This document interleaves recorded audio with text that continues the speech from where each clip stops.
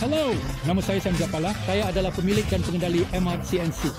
Saya melakukan retrofit, pemasangan, pembinaan semula mesin baru ke mengawal PC mempunyai pakalah yang mana jika ada sesuatu yang tidak kena di internet, PC akan mengalami gangguan dan ia akan menyebabkan mesin berhenti dan ia boleh merosakkan produk yang mereka buat. Masuk tidak mempunyai masalah itu. Tiada PC terlibat.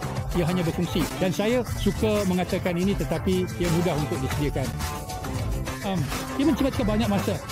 Mereka telah mengintegrasikan banyak fungsi yang saya tidak perlu uruskan.